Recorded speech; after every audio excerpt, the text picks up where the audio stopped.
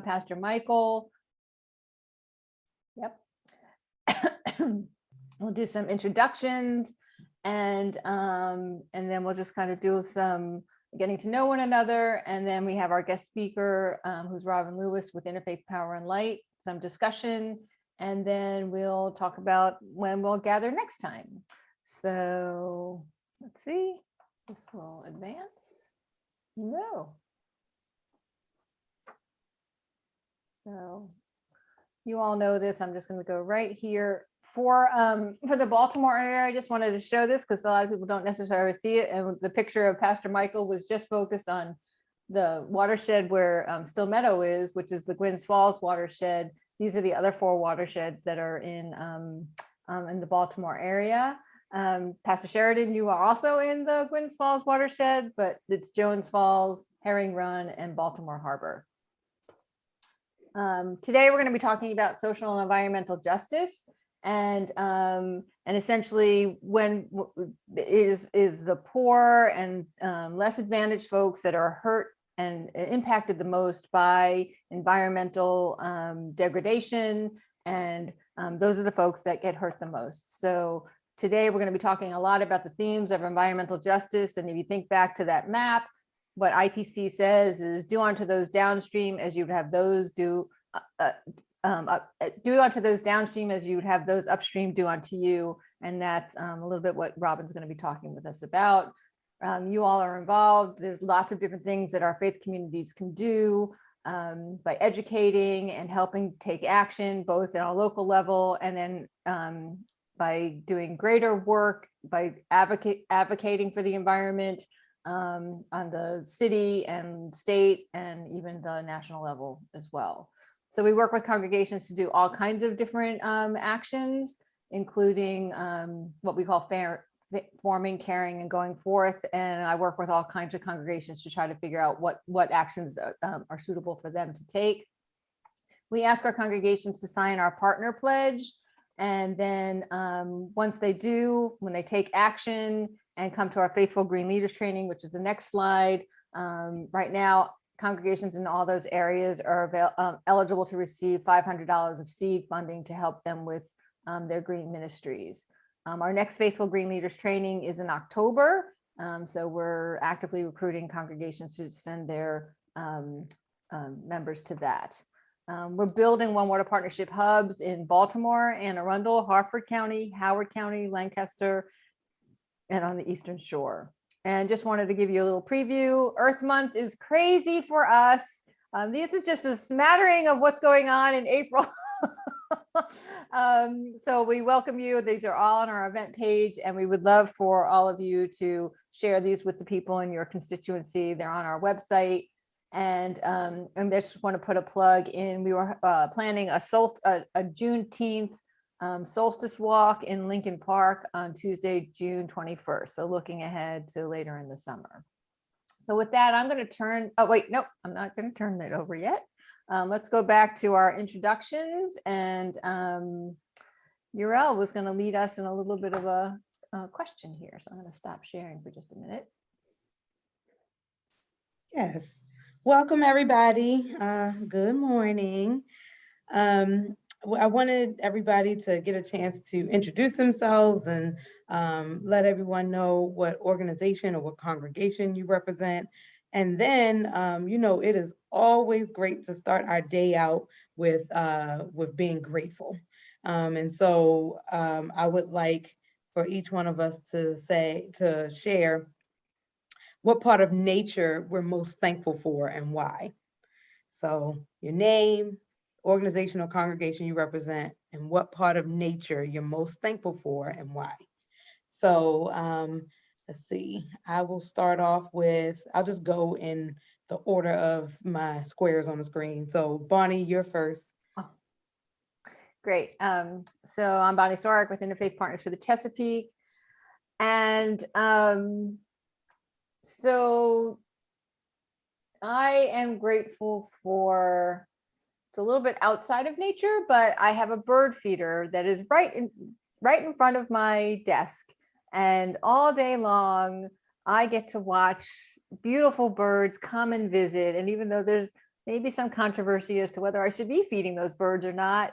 I get to enjoy their interaction, and it just kind of keeps me grounded all day long in what we're trying to do is to help all of God's creatures live better, more sustainable lives. So I'm thankful for my birds.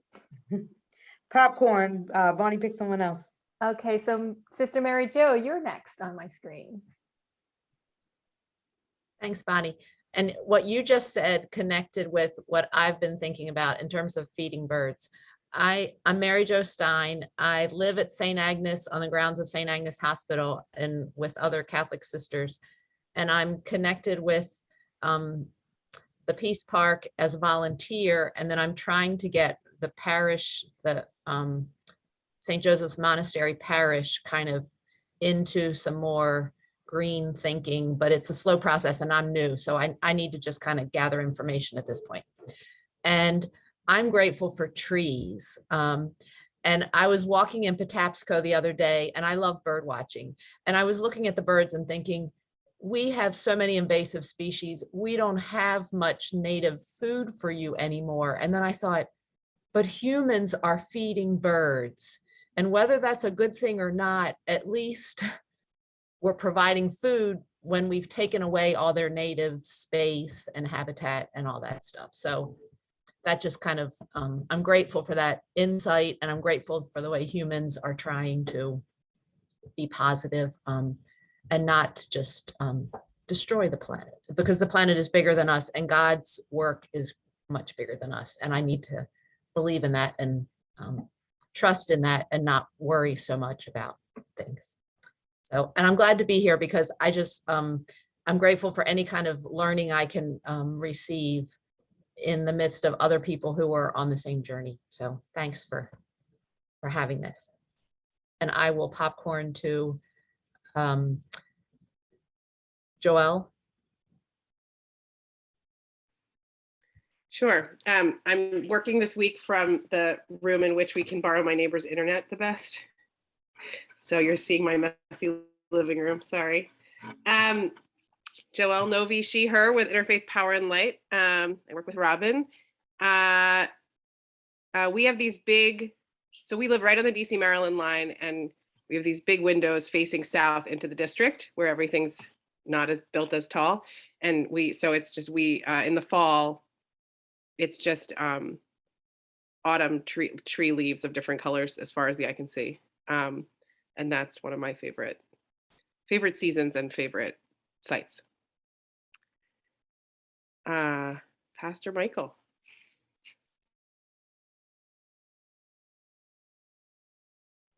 Yes, Pastor Michael Martin from Still Meadow Community Fellowship in Southwest Baltimore on the Frederick Avenue corridor heading into Catonsville. And I'm not going to change mine because it's the first thing I thought of, and that was trees.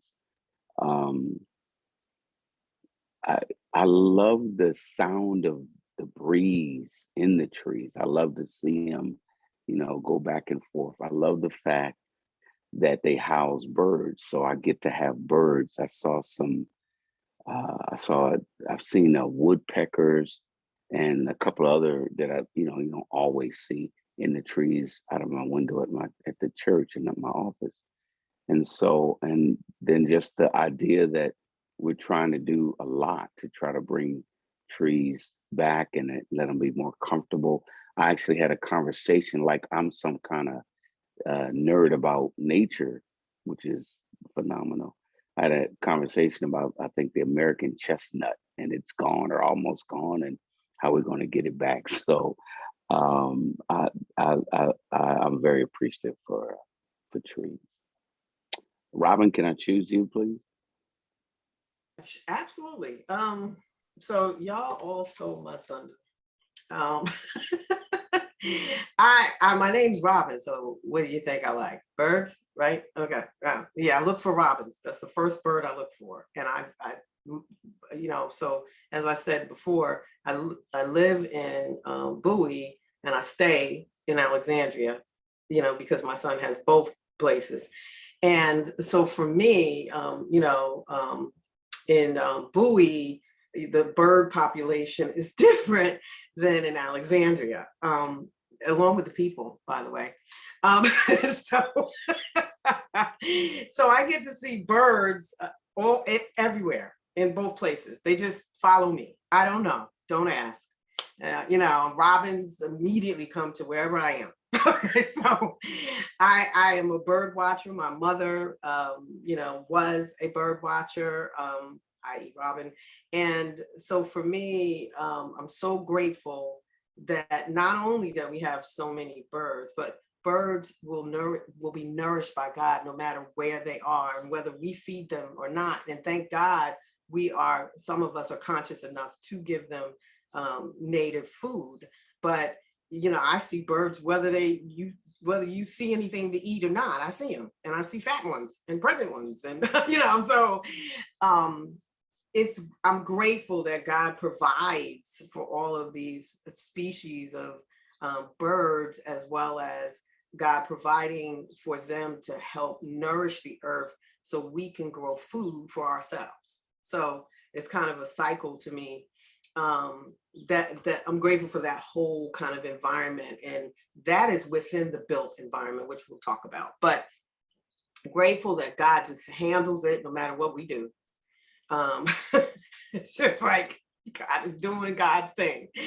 So I'm grateful that I'm able to witness that no matter where I'm staying, no matter where I'm at, what state, doesn't matter, I'm seeing it. And I'm just grateful that I can see God's work through all of these creatures. Amen. So I think I'm passing it to Pastor Sheridan. Am I passing it to you? Nice meeting you, by the way. Same here, Robin. I thank you for that. Again, I'm Reverend Sheridan Almond, and I am humbled most days to be the pastor of Mount Olive United Methodist Church in Randallstown, which, if you look at the map, you wouldn't think that we should be the least bit concerned, perhaps, although you all have come from a different perspective about environmental justice. My very best friend, I've called her for years, my little tree hugger. So I would have to say that on some level, I'm grateful for trees, but I come to this ministry, all things considered, late in life, if you will, because when I got to Mount Olive, I realized that I had to find a way that I thought I could reach my population, if you will. We have a very much an older congregation. We are multiracial, multi-ethnic, and which means that we have more than just people who look like me. That's the shortest way to say that. But when we start talking about what is important and how do we, as a congregation, address social justice issues, and I said, you know what? They're never going to be out in the world, if you will, doing some of the things that they see other churches doing. I said, but the environment is something that affects all of us. It doesn't matter where we physically sit. And so they are starting to have a better understanding of it. So I'm grateful for that.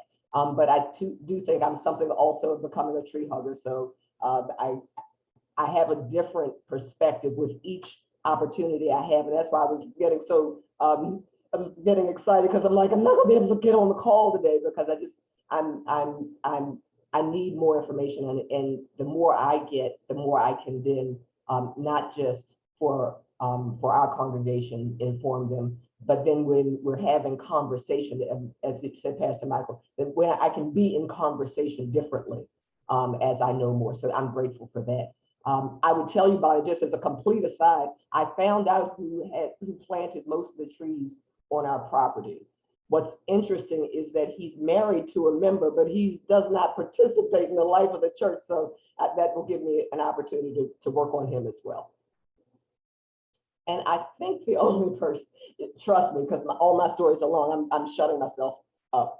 So I guess that leaves you, we're back to you, Yarel. Thank you. I am Yarel Tuck. I'm the Director of Operations for Still Meadow Community Projects, which is a nonprofit started by Still Meadow Community Fellowships. So also in Southwest Baltimore. I'd have a couple things. It was hard for me to narrow it down. I know I'm very thankful for the variety.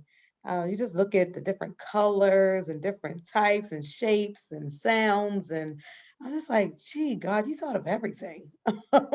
We see animals that just look so weird, and you just like, I mean, you even thought of that. And so, so I think I'm just grateful for, I guess, I don't know, I guess all of and then the other thing. So the other thing that connects to this is, I'm grateful for how intricately everything works and is woven together, and how we're all dependent on each other in some way. And that just took a lot of time and effort.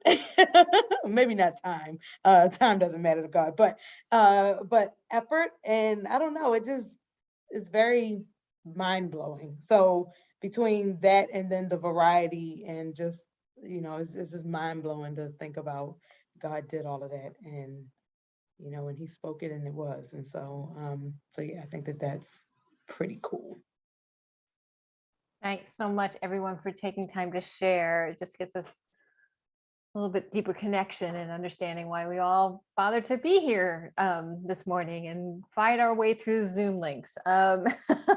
I believe Pastor Michael was going to offer a prayer for us before we jump into our presentation. Is that all right? Great God, we appreciate, we acknowledge, we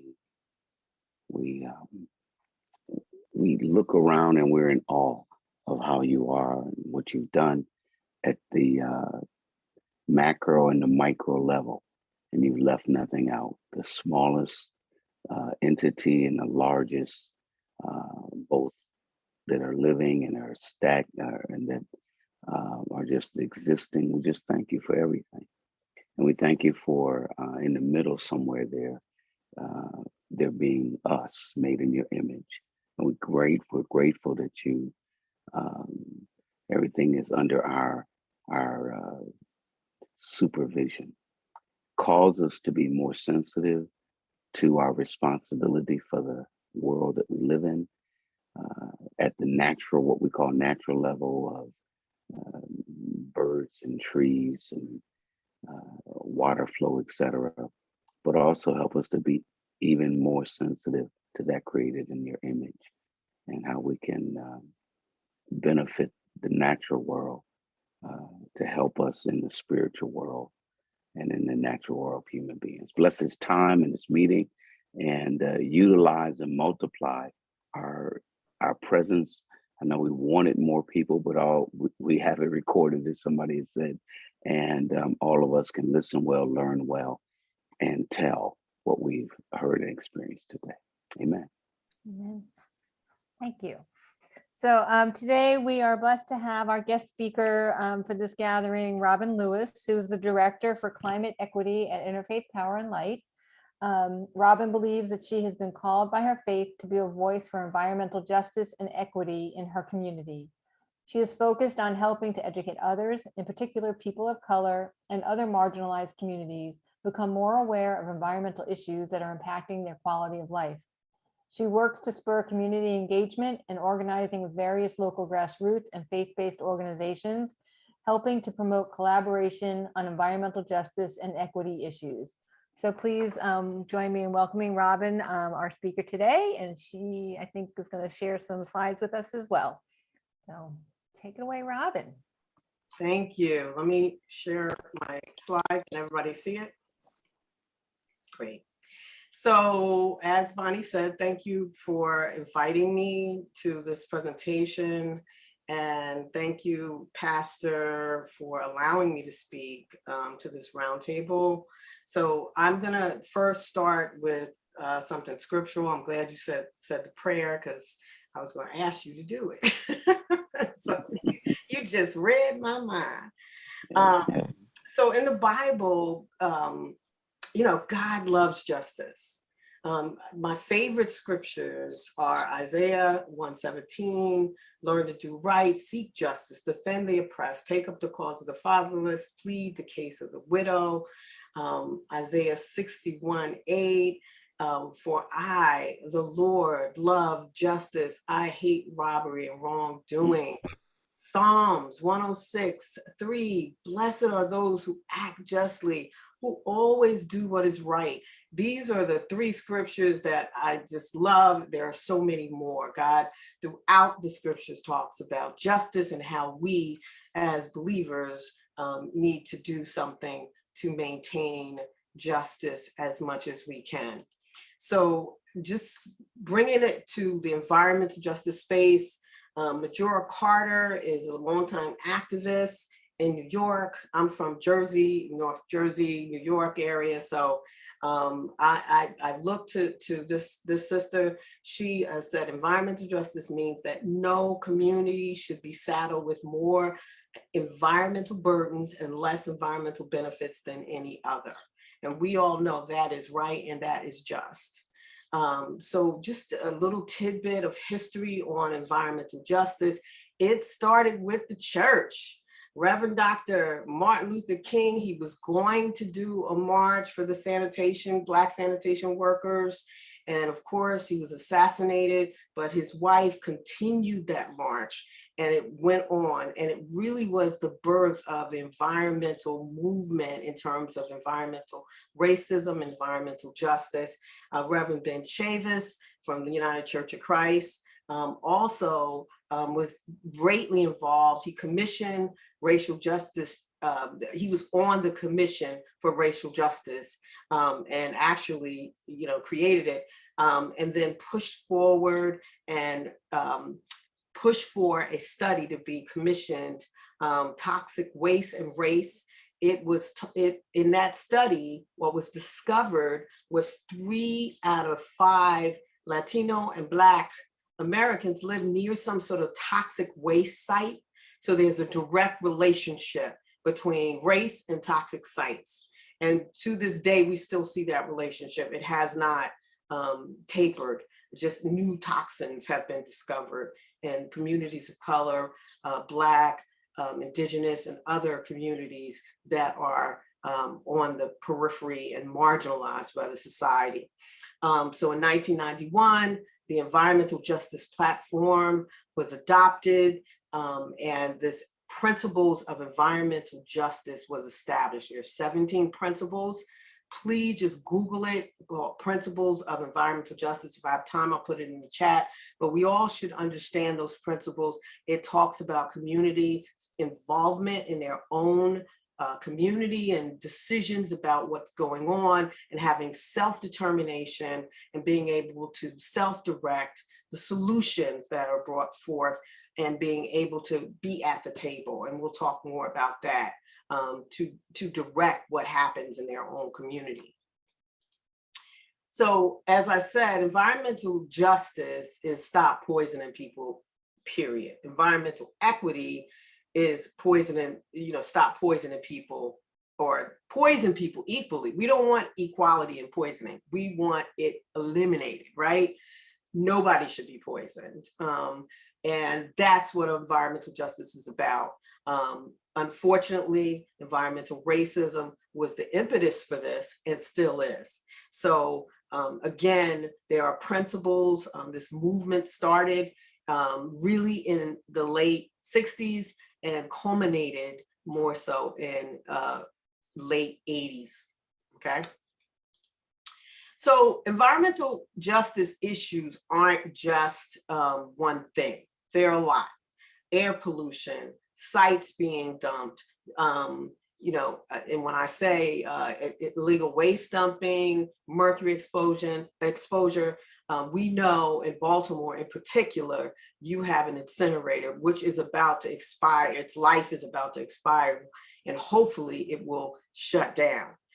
It contributes to 27% or more of the air pollution in Baltimore City and the surrounding area. So we know what that does, right? That's why no other incinerators have been commissioned, because the community stops them. okay, since I think in the late 90s. Food justice is an issue, or green space, all of this stuff needs to be equitably, and when we say equitably, we mean everyone needs to have green space. Everyone deserves it. So all of these things are considered the built environment, but they're all centered around the environment we live in. So environmental justice not only relates to the natural environment, it relates to the built environment, okay? And climate change and global warming, because those have impacts on our communities, and our communities are the ones that suffer the most and get the least help. So that's where the equity comes in.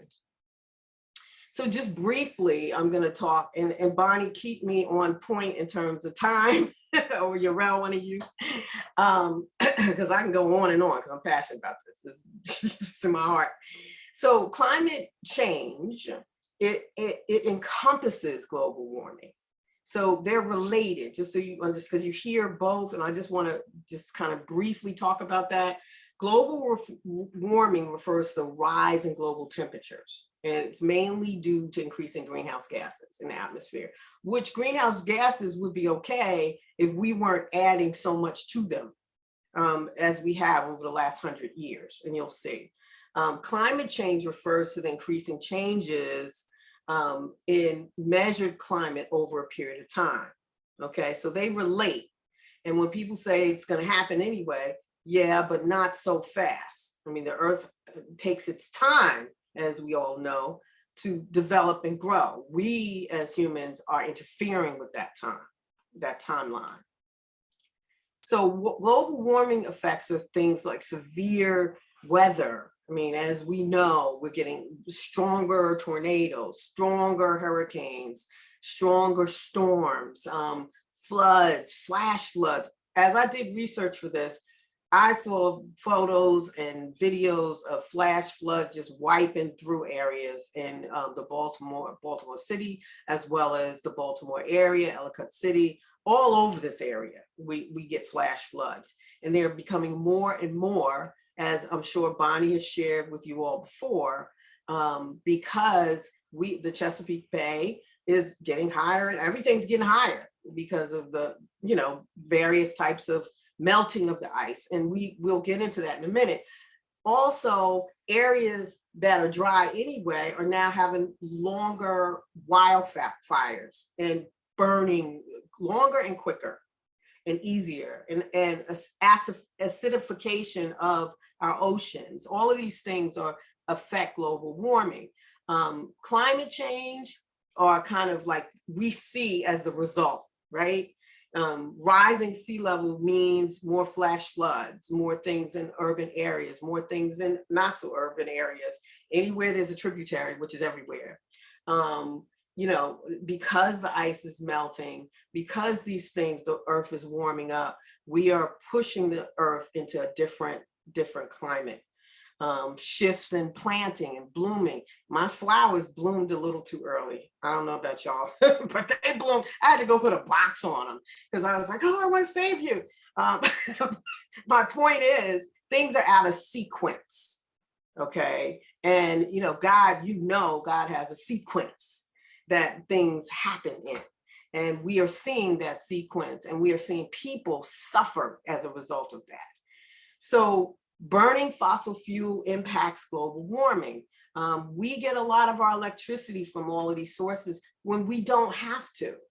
God provides us with natural ways to get our electricity, such as solar, wind, and other ways that we know now are very effective. And the cost now is starting to be, basically is equal or even better for renewables. So we have to check ourselves. We have to check what we're doing individually, check what we're doing in our congregations, and look at how we are generating what we need, right? Man-made activities, gas cars, vehicles, all kinds of heat from buildings and where we live, dumping garbage, not recycling, not composting, whole bunch of things are impacting the heating of the planet. This chart just shows you, and this is just to 2025. If you go further, you'll see it, the slope go up, okay? I'm a numbers person. I love charts, I always did. So it gives me a picture. If you look at 1850, you know, we had a lot of ice caps. I mean, there was a lot of different glaciers. Glacier Park had 125 glaciers. Now it has, I don't know, 25 in 100 years. That's amazing. And glaciers are huge and they're melting. So that is the impact of our doing the Industrial Revolution, as we call it, and going through what we've been going through now. So in 60 years, we're talking about hot days in the US could be so intense that the current heat index can't measure them. Yeah, you say, well, I don't know if I'm gonna be here in 60. Well, your children will, and your children's children, or your nephew, or somebody gonna be here that you know. And so they're gonna suffer from it, and you're gonna suffer in the meantime. This is just a picture I found that was so cool of Baltimore. Now, if we do something to curb global warming, I think, and someone could correct me, 1 degree Celsius, I thought I looked it up and it's like 30 degrees Fahrenheit or something like that. I think that's the equivalent. So we're talking about a significant increase in temperature. And as you can see from this simulated picture of Baltimore, you know, parts of Baltimore will be underwater. It will be unusable.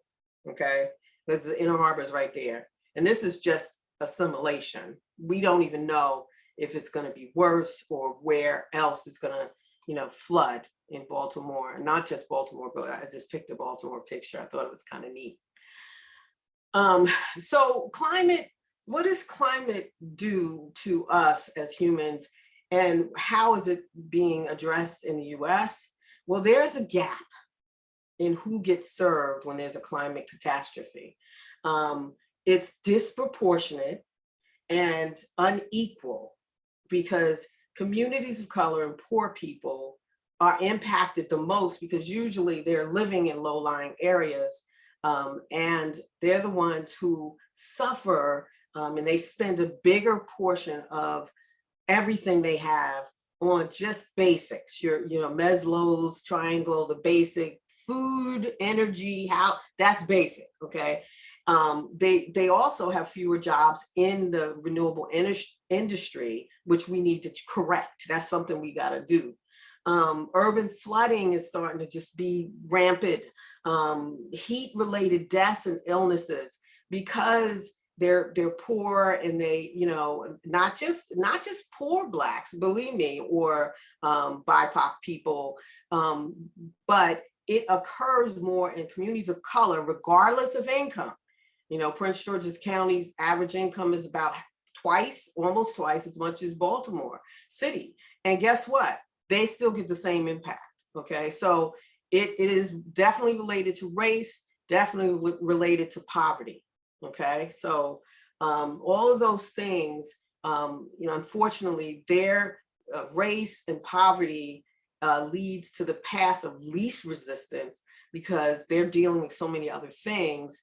That's why big industries can pollute those areas more easily without the repercussions of the community going after them, okay? Just, you know, what we call climate apartheid. Rich people can buy their way out of an environmental crisis while poor still suffers. If we look at what happened, you know, with all the Hurricane Sandy and Hurricane this and that, and all of these hurricanes that come through the country, who suffers the most? My family, my mother, her family was from New Orleans. And of course, you know, everybody moved. They had to. They were poor. They were moved by the government. They ended up moving out to California. And just about all my family that were anchored and lived in New Orleans do not live there anymore. Couldn't go back. And approximately 80% of the women that were impacted with children and stuff in New Orleans, unfortunately, took over 2 years or more or never went back because they were the most impacted because, of course, women typically have the children and the children go with them. So not to say that, you know, anything about families, which probably were the ones who went back because they had each other. They had the support of two people. But a lot of single women, you know, women with children ended up not going back, and that included my family. So what can we do about this? I mean, everybody's like, I mean, I know it's bad. I painted a bleak picture, but sometimes we need to be jolted, right? God needs to jolt us to do something and to understand that there's a need. And we can get educated like you're doing now. We can amplify the voices and the solutions that can be done. We can also donate time, money, talent, and we're going to talk about that. We can hold our local officials accountable. We can do that. We got to pay attention though. We got to know what they're doing, right? We got to give them, know their scorecard. So, you know, this group, one of the things I've learned is that, you know, everybody in this group understands and has knowledge and experience about protecting the environment, or at least doing something that will reduce the amount of their footprint on climate change and on global warming. And all the things that you all have done to your properties, you know, be it solar, be it rain gardens, be it urban, whatever you've done, your experience is needed by other churches. You know, I've been interviewing with various clergy around the state, and a lot of them have land and they don't know how to use it. They don't know how to get grants. So if you know how to do that, those are things you can share with other churches and other congregations so that they can learn what you've learned, because that's what we're supposed to do, right? We are our brother, sister's keeper, right? Help them get started. Help them get involved. If they can't do a garden where they are, guess what? They can support a community garden, right? Solar, encourage solar. I mean, that's key. If you can't do it on your roof, guess what? There's community solar. And of course, IPL and IPC, but we do have on IPL's website information about going solar as a congregation. And if you need it personally, we'll talk to you about that too. So just encouraging people is what we are here and what we are called to do. Finally, and this is my thing, and as Shirley Chisholm said, if they don't give you a seat at the table, bring a folding chair. We need to be at the table when different bills, legislation is being drafted. We're at the end of the session in Maryland. So now's the time to build our momentum in the environmental justice space, or in the space where we're not sitting at the table and encouraging or speaking for our community or with our community. People who are suffering need to be at the table and direct what happens to their community with regard to legislation and policy. And we're not there, okay? We have proxies, you know, people at the table saying, this is what I think. We need people at the table, and we need faith communities that are connected directly to the people in the community to be there. Because guess where it started? With faith communities, okay? So join in the movements to speak up for communities that are suffering. That is our calling, you know, include it in environmental justice and climate equity in our sermons and our teachings like you're doing today. Mobilize members in your own congregation to get involved. You know, use your time, talent, and treasures to fight for justice and equity. Good things, okay? I want to leave with a good thing. Okay, not to say that every Hollywood movie has a good ending, but we do have some things going on. Climate solutions now just passed in the House and the Senate. in Maryland. That's a good thing. There's some things that didn't get included, but guess what?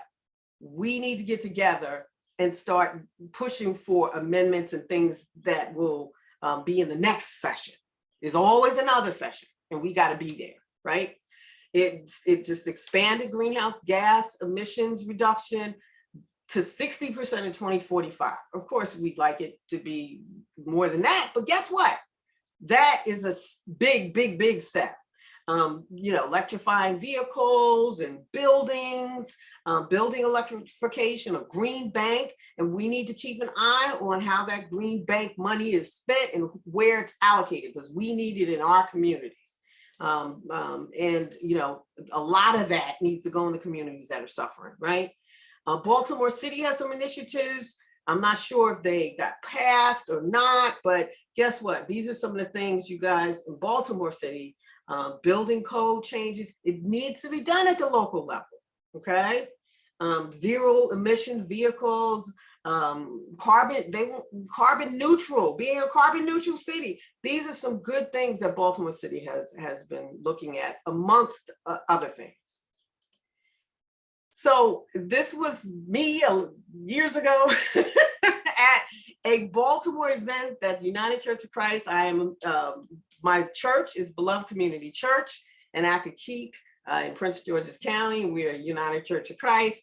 And I was at the General Synod, and we did this picture, and environmental justice is God's work.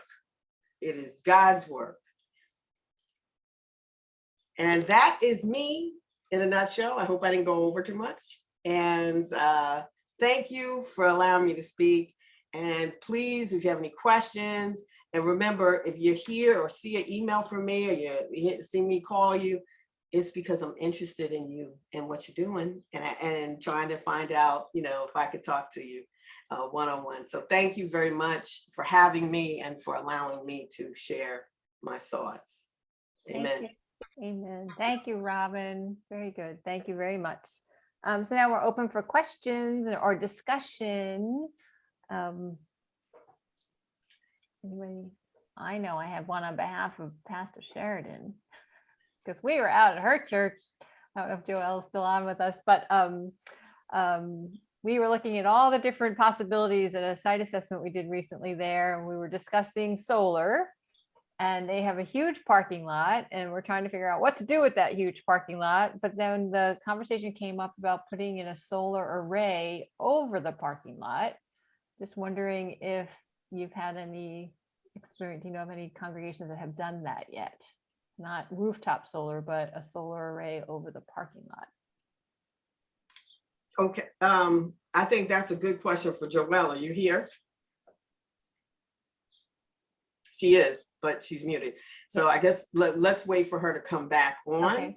Okay. Because hey, while we're waiting, I maybe beg us to start more philosophical than practical in our questions. Is that okay? Yes, because absolutely. This is a question, even though it probably will sound like a statement or something, but here's what I'm trying to get at and get some help and understanding with. And that is, how do we get more help, right? How do we, you were talking, I was thinking, it's like, okay, here's about three things. One, do I know I'm a pastor? I'm a typical pastor. I'm me 12 years ago in Los Angeles. Do I know, am I real clear? Is it only in my mind or is it in my practice that the idea of being the stewards of the earth is central to my Christianity, right? And have I been trained, have I been challenged as to how to make that an integral part of our Christian life as a church? I don't think the answer is yes. I think the answer is no. And that a lot of us have stumbled onto this. And I think we may need more articulation, more papers, more didactic training almost even biblical training about connecting those two things. And then I think connected to that is how to use and utilize our responsibility for the environment as part of our train of evangelism, right? That it is really a part of sharing about Jesus in our the point of view. And I know that there are churches that are like, that's all well and good, but people going to heaven or hell, and we need to concentrate on that.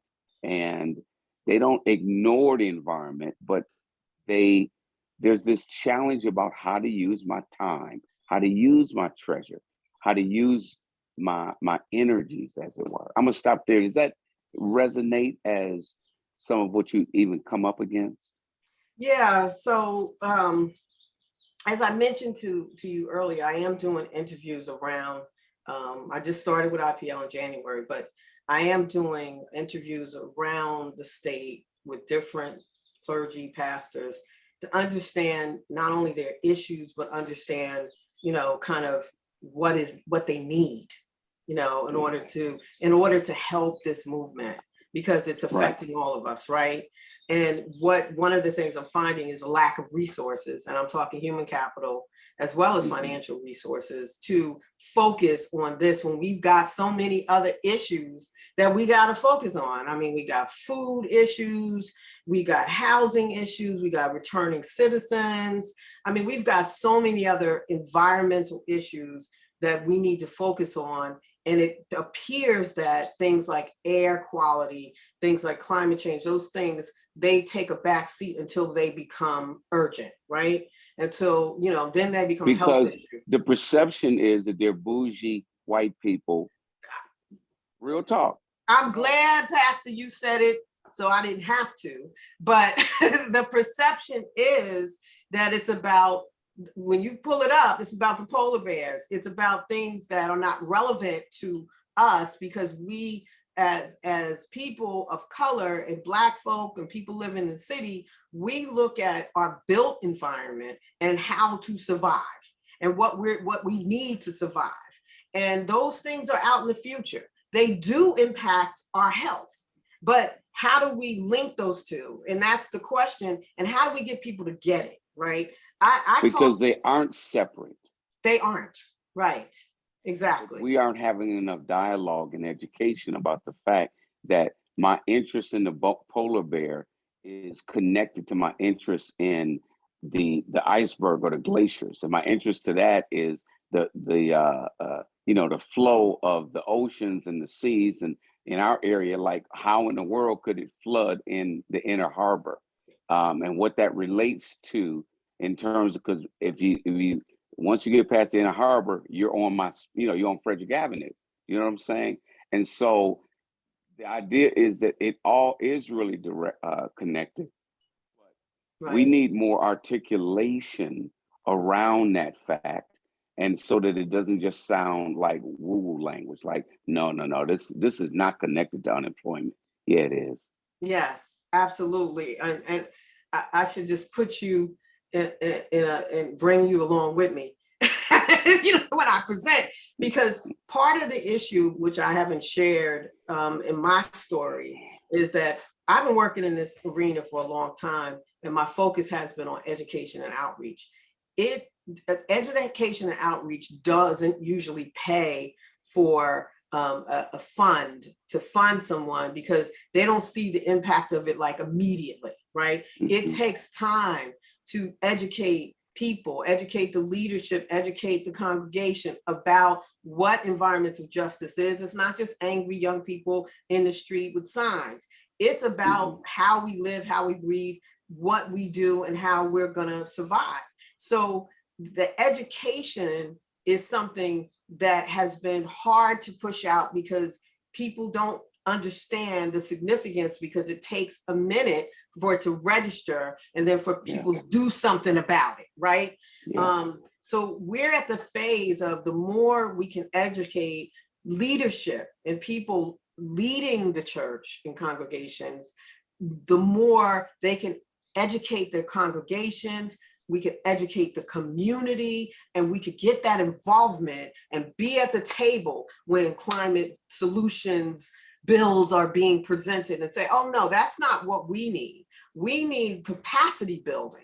We need people to come in and help us train the trainer and help us pay for some of the activists in our community to push for what we need, because we don't have that. So it's just like you said, it is a midterm, long-term approach, which Americans, let's face it, we want immediate. We are just like, well, why ain't it working? It ain't working because it took 100 years for us to get here. It's not going to take one presentation. It's going to take people believing and knowledge and connecting it to their biblical and scriptural understanding of what God would have us do. So that is I'll keep going. Joelle, your finger was up. I want to give you the opportunity, and I'll pass the mic. Here you go. Oh, I just wanted to, I think in addition to the organizing and conversation and awareness raising, I also want to respond to Pastor Michael's question about the theological, right? Like that the pastor you were those years ago didn't see these issues as inherently related to your mission. To my responsibility, yes. Yeah. And so I just wanted to share. Or my calling, go ahead. I was like private messaging Robin about whether anyone else knows more about this, but there is organic to the Black church, the idea of womanist theology, and more recently, eco-womanist theology.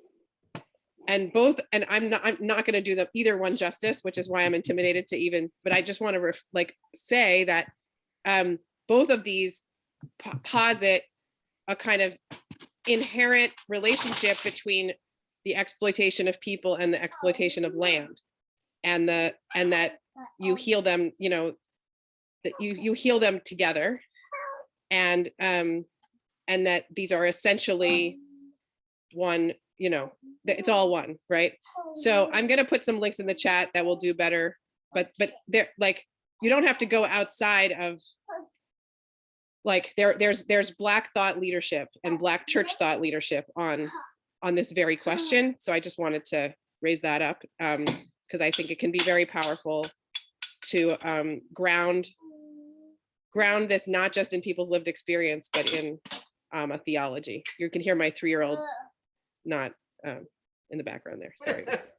It's all good. It's all good.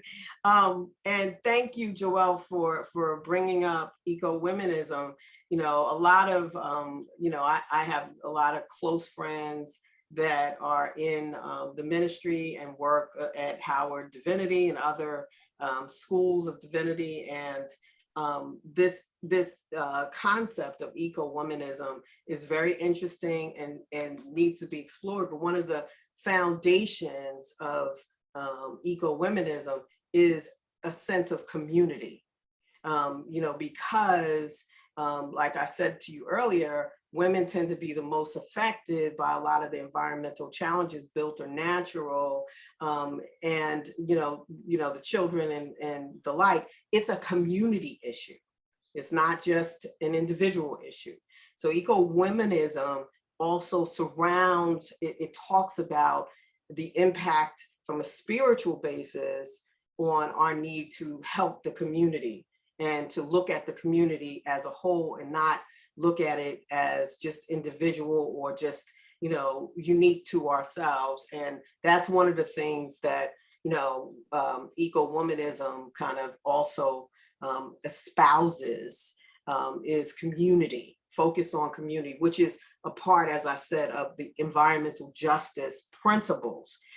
So, I would encourage you all to look at eco-womanism, but also to look at the environmental justice principles and how that relates to our beliefs, as for those of you who are Christian, for those of you who are of other faith traditions. Most faiths, I never say all, but most faiths that I know of are grounded in some sort of community and some sort of connection to God and to God's planet, because it's not ours, right? So, you know, I understand what you're saying, and I'd love to explore that more with you, Pastor. And I hope to talk to you as well as Pastor Sheridan later. So. Yep. I just wanted to raise it because it's an important thing. And if we voice kind of frustration with access and a willing ear by clergy and in certain realms of clergy, then I just wanted to raise that that's an area that's far beyond the portals of this conversation. You know, people hear buzzwords and they make identifications immediately, and they wonder whether does that fit in what we are, or what I am, or what my denomination is, all of that. And I think finding ways for people to understand, there's not a Kool-Aid I need to drink, as much as a concept that of the Kool-Aid I've already drank, you know, that I need to explore how to make that connection, if that makes sense. So we can talk about, we can go ahead and talk about No. I think solar Pastor panels. Sheridan did have I something do she kinda wanted wanna to get- add. I do want to just kind of build on that, because I think it's not a secret that you're absolutely correct. And they're never going to, I shouldn't say never, no time soon is there going to be a seminary course so that we come out going into ministry prepared for it. And some of that comes out of, not that we don't, I think they don't care about creation, you know. However, there's so much inequity in the world that we can hang our hat on, that I think we just, the air is going to be there. We're going to be able to breathe while we're doing these other things. And the reality of it is that those two things are not going to work together if we don't address the environmental justice. The rest of it's not going to matter, because we're not going to be able to breathe to do it.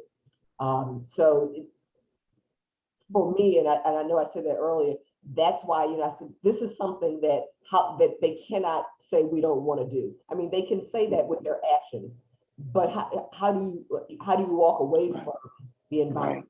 You know, how do you change the mindset? You know, and as you said, when it didn't take me but a second to realize that as I started showing up in these kinds of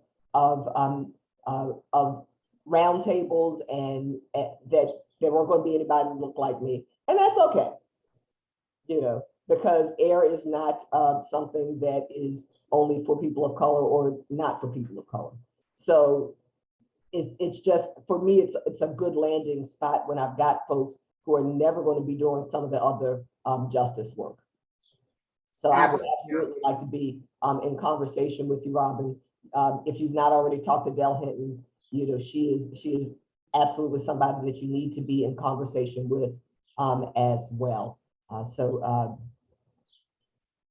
Absolutely. Yeah, I appreciate that, because I would like to speak with everyone that's here and people who aren't here, people who as a denomination, you know, we are espousing one thing, but the work is not, there's not a balance between what we say we believe and what we say is important, and how the work is or is not being done. I just want to say one thing about trauma. You know, as a Black person and people of color and poor, they've been traumatized. I mean, they have so much trauma, generational trauma, that, you know, one more thing. It makes them slap each other in public. Oh, I know, and it's sad. It is, and it doesn't matter. Like I said to you, how much money you have. If you have that trauma in it's in your DNA, and there is studies showing that, right? We have trauma that follows us, generational, and as we say in scripture, generational curses, right? Yeah. So we understand that. So the more educated, you're going to still make missteps, like slapping somebody. You're going to still do that, and hopefully, God can use anything to make it better for more people. I mean, if you look at scripture, people did some dumb stuff. I mean, and God just made it work out for whole, races of people, right? So, that is something we talking about today. But guess what? We got God, right? And God can do whatever God sees fit to make things better for everyone. So what we're doing here, educating people, what God has so blessed me through Joelle and through IPL to do is educate people and talk to them and get down to the nitty gritty and understand their issue and try to match some time, talent, and resources to help them. That's why I'm saying, if you're at one of the churches that have those, somebody has resources helping another church or helping other churches or other faith leaders understand, and also helping them to move themselves forward, or pointing them or connecting them. Doesn't matter what denomination you are. We are all faith-based. So we got to do things to help each other. It's about community. That's what it's about. Go ahead, Yura. I was just going to say, I don't know, in terms of, I don't know if this is the answer for theology, so to speak, but I think, obviously not a pastor, but I'm sure a pastor is constantly thinking about the needs of their flock and the needs of their community at large. And so maybe more access to resources. So thinking about the needs of the community. So if we're in Southwest Baltimore, one of the needs of the community is employment. So if a pastor in Southwest Baltimore is thinking about how to help people in this community, in his or her congregation, to be employed, then maybe being connected to resources where there are green jobs would be a way to help a pastor, I guess, be able to connect that environmental stewardship to a direct way that I can meet needs for people in my community. And so then it becomes more important than, just something that's in a background. Because I know we're in Baltimore, where there's violence all the time. There's, like I said, there's unemployment. There's all these inequities. Those are going to catch your attentions and going to catch a leader's attention, and is going to draw a leader to want to meet those needs. And so if there's a deeper understanding and a greater connection to how environmental issues can meet those needs, then I think that would help pastors or clergy to be able to connect and be more about that. So I don't know if, I'm shaking my head like amen, amen, amen, sister. So I don't know if or even just finding, being connected to pastors. If we get people on our list of clergy and we send out blasts of job opportunities regularly, or for them to share with people in their congregation, or trainings that could help people get jobs, or help people get certifications that people could share with their congregation, or blasts about, hey, there's lead in the buildings of the school buildings for children. And so these are things that pastors and clergy can be thinking about, and how to address that in the local school that's within their community. That could be a way to help create that connection, because then that draws your attention, and it helps to make that connection of God cares about this for the people. Yeah, absolutely, I love it. Everything you said, ditto, ditto, ditto. Joelle just put something in the chat which talks about civic works. There are organizations, right, Joelle, that are training people in these industries, people just don't know. Like you said, some people just don't know about them. I totally agree with what you're saying, and I'm gonna let Joelle, do you want to speak to a little bit of that? Well, before you do, let me just say something to Bonnie.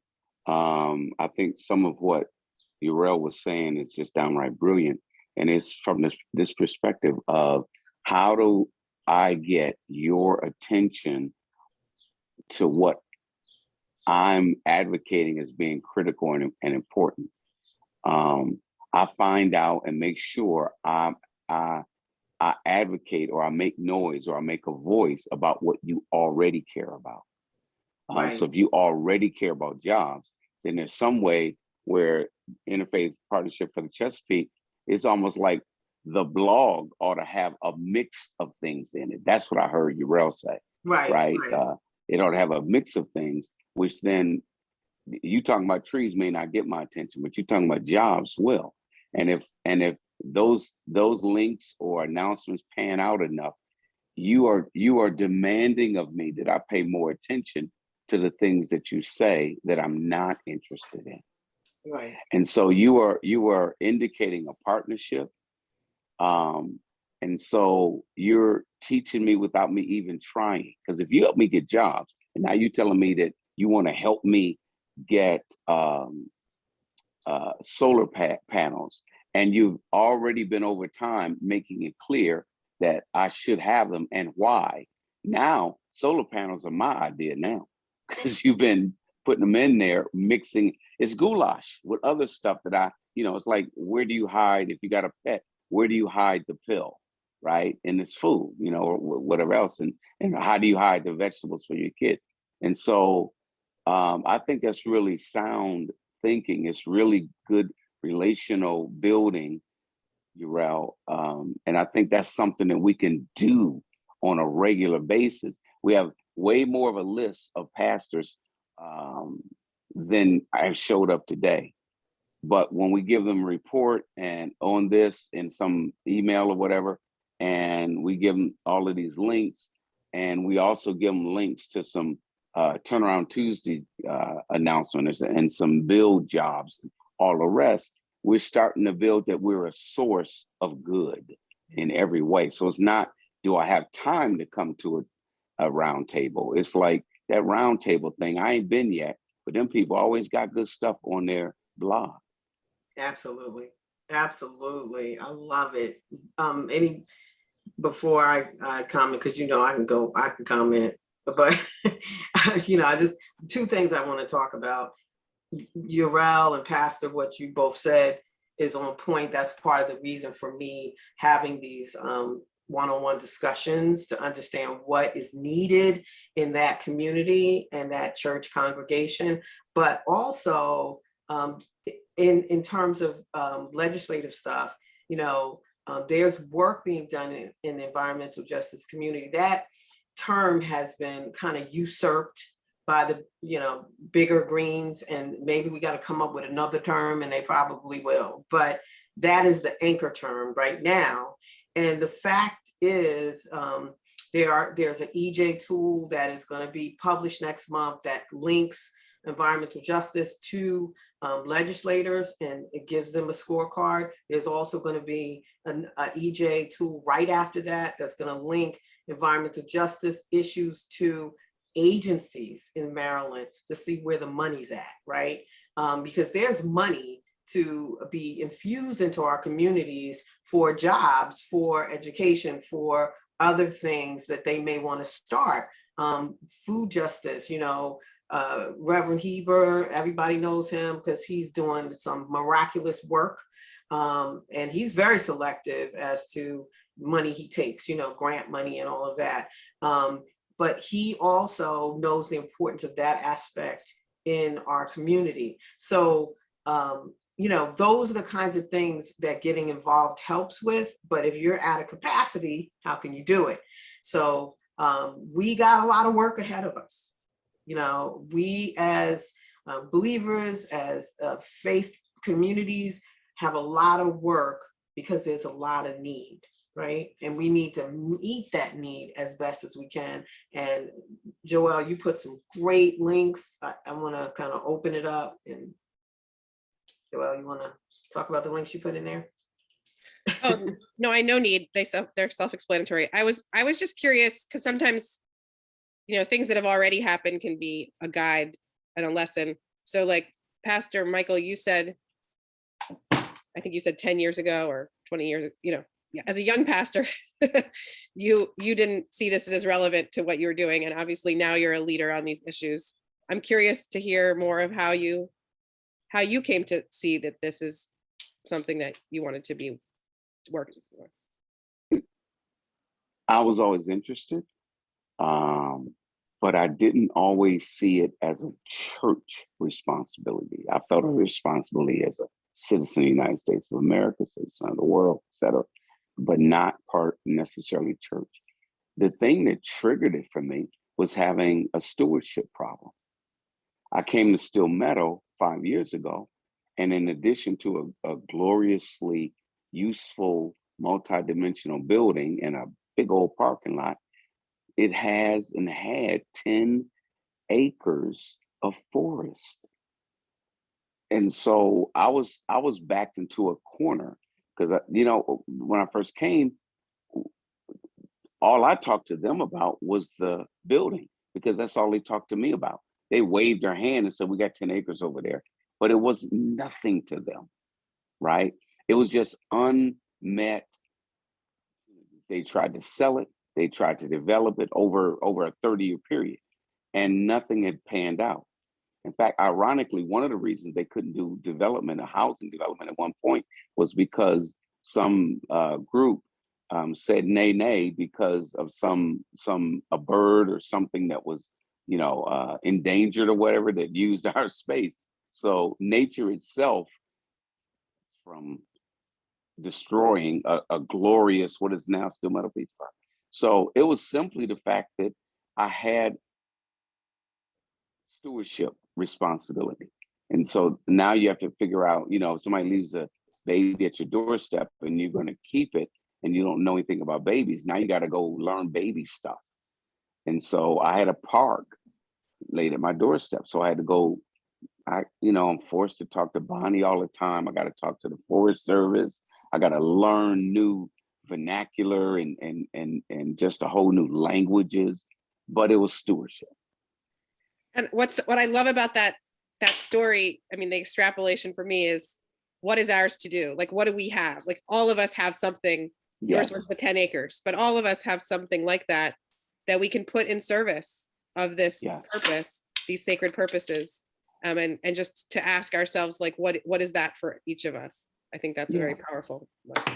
I think I just wanted to tack on to what Pastor Michael said. I think also what stood out to me as we started to embark on Pastor Michael, us having to learn about stewardship, was with our 10 acres, was how much our property contributed to this great disaster that was a flood that affected so many people in our community. And so for a church who may not have been thinking about nature and the environment, suddenly is very connected. And suddenly our stewardship matters a ton, because we're able to connect it to, like, wow, our lack of stewardship has impacted people in our community, and we love the people in our community. And so that kind of drove it home that, okay, we need to be about this work. That's wonderful. Well, I want to be respectful of everyone's time. It is time for our close. Sister Mary Jo, you didn't say a word. I know you said you were here to learn, and learning means listening, not necessarily talking all the time. I do want to give you an opportunity, though, if there's something that stuck out to you, or observation, or something you'd like to say.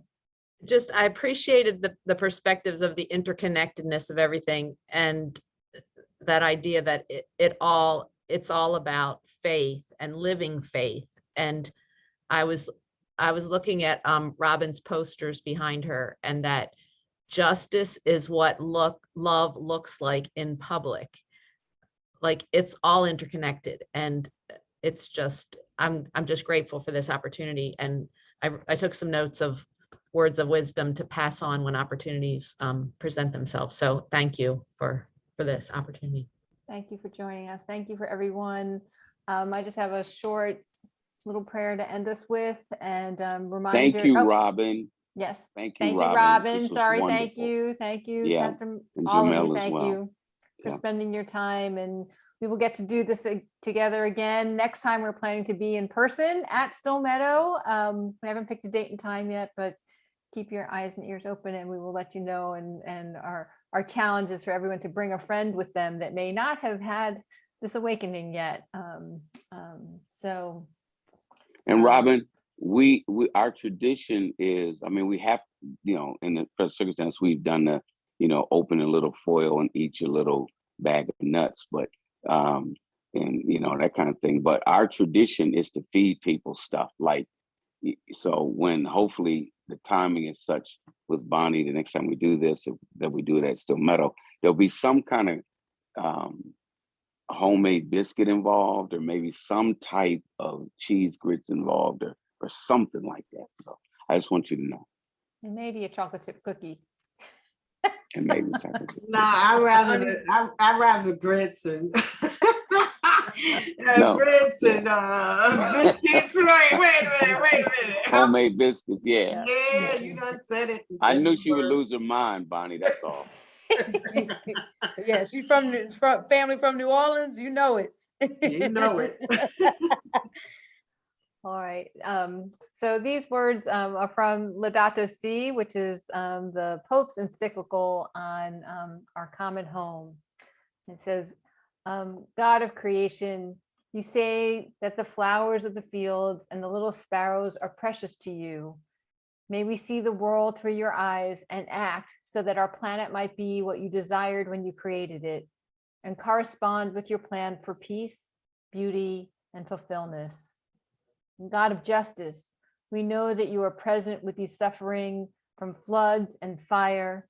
May we see the world through your eyes and act so that our planet may be what you desired when you created it, and correspond with your plan for peace, beauty, and fullness. And we'll end there. Thank you so much for coming today.